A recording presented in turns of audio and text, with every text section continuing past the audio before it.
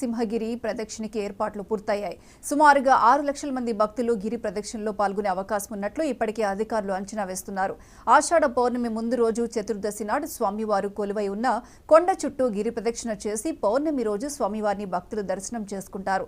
సింహాచలం గిరి ప్రదక్షిణకు సంబంధించి దేవస్థానం ఈవో శ్రీనివాసమూర్తితో మా ప్రతినిధి Kiran face to face. Uttarandhra భక్తుల ఆరాధ్య దైవం శ్రీ వరాహ లక్ష్మీ నరసింహస్వామి వారి గిరి ప్రదక్షిణకు ఉత్తరాంధ్రతో పాటు ఒరిస్సా, ఛత్తీస్గఢ్, అదేవిధంగా ఆంధ్రప్రదేశ్, తెలంగాణ నుంచి కూడా పెద్ద ఎత్తున భక్తులు వచ్చి గిరి ప్రదక్షిణలో పాల్గొంటూ ఉంటారు.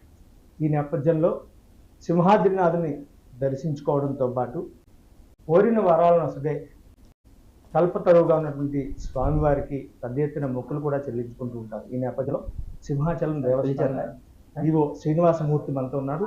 ఆయన అడిగి గిరి ప్రదర్శనకు సంబంధించి ఎలాంటి ఏర్పాటు చేస్తారని తెలుసుకునే ప్రయత్నం చేద్దాం. ఒక్క 1 నిమిషం చెప్పండి, ఎలా ఏర్పాటు ఎలా శ్రీమన్నారాయణ శ్రీ శ్రీ వరాహలక్ష్మీ నరసింహస్వామి దేవస్థానం సింహాచలం. ఇక్కడ గిరి ప్రదక్షిణ అనేది ఆషాఢ పౌర్ణమికి ముందు రోజు ఇక్కడ జరుగుతుంది. ఇందులో భాగంగా స్వామివారికి 32 కిలోమీటర్ల సింహగిరి చుట్టూ భక్తులు తిరుగుతారు. ఈ 32 కిలోమీటర్ల దీన్ని ఓపెనింగ్ కోసం తొలిపాంజా దగ్గర కొబ్బరికాయ కొట్టి మొదలవుతారు.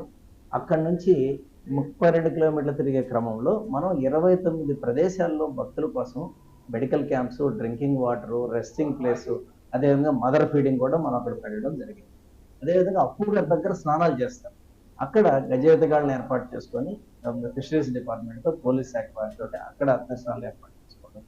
ఇది కాకుండా చాలా మంది విశేషంగా భక్తులకు సర్వీస్ చేయడానికి వస్తుంటారు.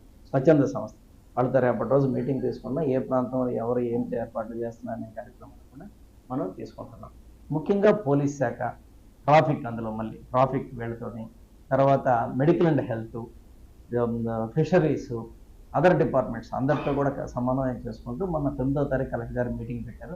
వీళ్ళందరి సహకారంతో వచ్చేటువంటి 4 నుంచి 5 లక్షల మంది భక్తులు వస్తారని ఒక అంచనా ఉంది. దీన్ని దృష్టిలో పెట్టుకొని మనం భక్తులకు ఏ విధమైన ఇబ్బంది లేకుండా చూస్తాం.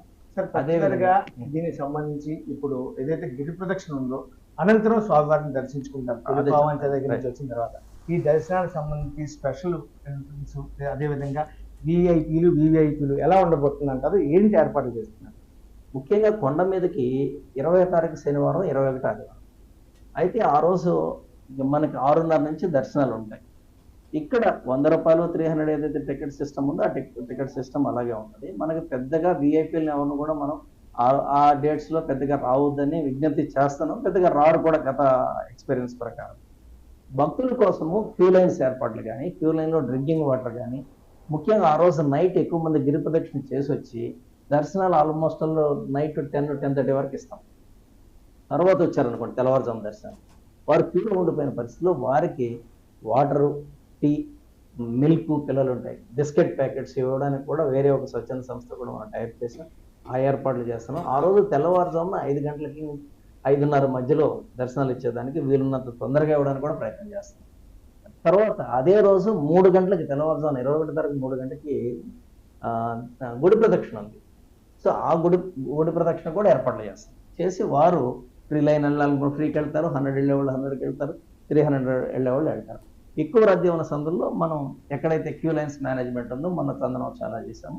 అలా చేసి ఎవరు కూడా గంటకి 5,200 మంది ఈజీగా దర్శనం చేయడానికి ఏర్పాట్లు చేస్తాము.